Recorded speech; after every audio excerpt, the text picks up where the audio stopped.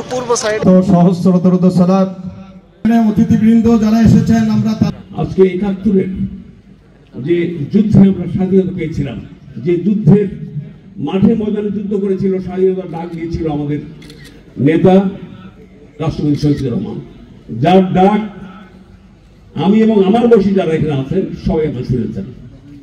এবং সেই ডাকে আমাদের বাঙালি জাতি, সেই সময়কার বাংলাদেশের মানুষ ৭.৫ কোটি, তারা সত্যিকার অর্থে মুক্তিযুদ্ধের আমরা ঝাঁপিয়ে পড়ি এবং তখন সেই যুদ্ধ হয়, সেই যুদ্ধে আমরা জয়লাভ করি।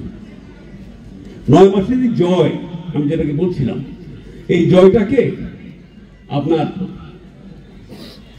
মোদী সাম্প্রদায়িক নেতা ভারতের, যদিও নির্বাচিত শ্রেষ্ঠ সাম্প্রদায়িক নেতা মোদী, তিনি এই বিজয়কে নিজের বিজয় বলে, ভারতীয়দের বিজয় বলে ঘোষণা করেছেন।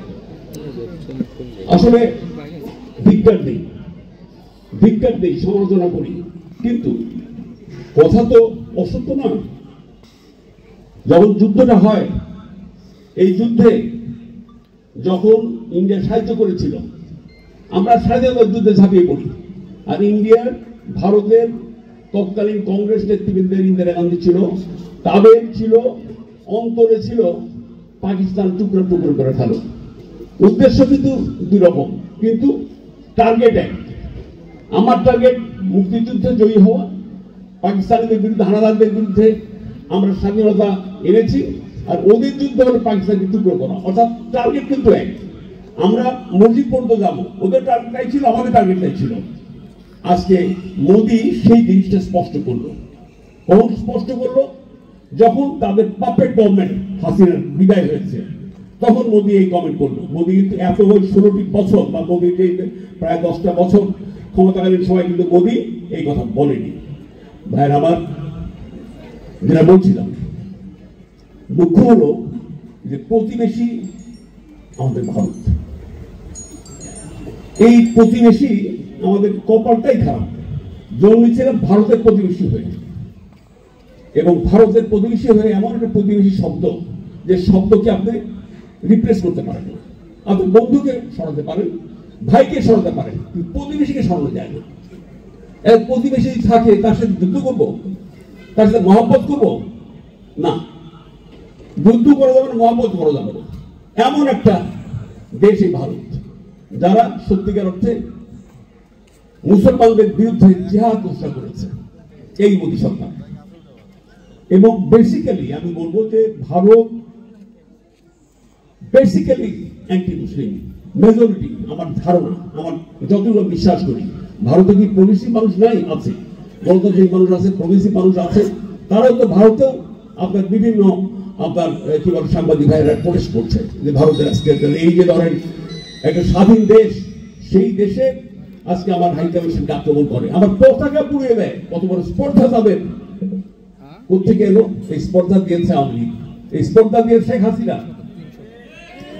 আজকে ভারতকে বুঝতে হবে যে বাংলাদেশ আর সেই বাংলাদেশ না।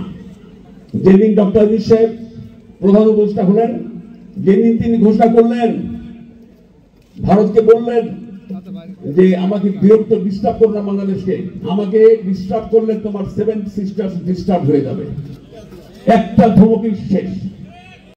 এই সরকার আমরা সমালোচনা করি, কিন্তু কেন সমালোচনা করি? তাকে সঠিক পথে, পরিশুদ্ধ পথে, রাইট ট্র্যাকে থাকবার জন্য সমালোচনা করি। এই সরকারের সমালোচনা এই নয় যে সরকারের আমরা ফেলে দিতে চাই। আমার নেতা তারেক রহমান সাহেব থেকে শুরু করে বিএনপির সমস্ত নেতৃবৃন্দ কি বলে? এই সরকারের ব্যর্থতা আমাদের ব্যর্থতা, এই সরকারের সফলতা আমাদের সফলতা।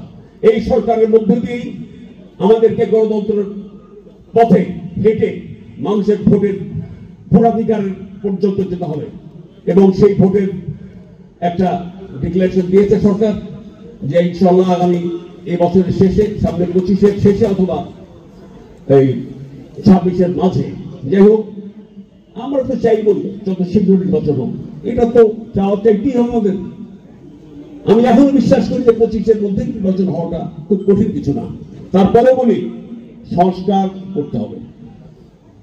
আমাদের দল বলেছে যৌক্তিক সমর্থন করতে হবে, যৌক্তিক সংস্কার করতে হবে। হ্যাঁ, যৌক্তিক সময়ের মধ্যে, তবে সংস্কার করতে হবে, রিফর্ম ছাড়া।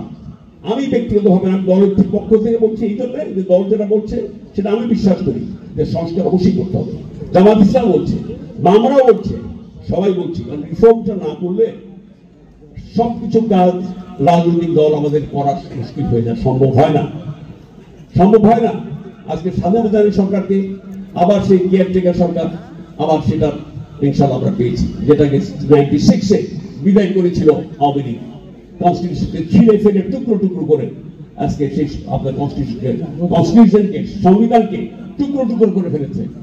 আমি চাই এই সংবিধান, অনেকেই বললেন পুনরাবার কি বলে এটাকে পুনর্লিখন বলে একটা কি বলে, মানে একটা কাটছাট করে এটা করা। আমি কিন্তু ব্যক্তিগত মনে করি যে পুনর্লিখন দরকার। এটাই কনস্টিটিউশন নাই, এই কনস্টিটিউশন নাই, আর এটাকে শেষ করে দিয়েছে। মাদ্রাসা শিক্ষা ব্যবস্থায় ছাত্ররা আসে না, অভিভাবক আসে না, না আসার পিছনে কিন্তু একটি বড় কারণ আছে। আমি মাদ্রাসা থেকে আলিম পাস করার পরে আমি কিন্তু ফাজিলে আর পড়িনি। না পড়ার পিছনে কারণটা কি সেটা আপনারা নিশ্চয় জানেন, যে চাকরি অন্যান্য জায়গায় যখনই আমরা যাই তখন সেখানে সমস্যার সম্মুখীন হতে হয়, সেই সার্টিফিকেটে কাজ হয় না। বিগত সরকারের সময়ে আমাদের কওমি মাদ্রাসার হুজুররা কিন্তু শেখ হাসিনার সাথে গিয়ে কওমি জননী খেতাব দিয়ে তারা কিন্তু সে ক্ষমতাটুকু আদায় করতে পারেনি। আমরা বিশ্বাস করি বর্তমান যে সরকার আছে এবং সামনে যারা আসবে তারা মাদ্রাসা শিক্ষার উন্নয়নে কাজ করবে, আলেমদের উন্নয়নে কাজ করবে। এইটাই আমাদের সকলের আজকের এই প্রোগ্রাম থেকে প্রত্যাশা।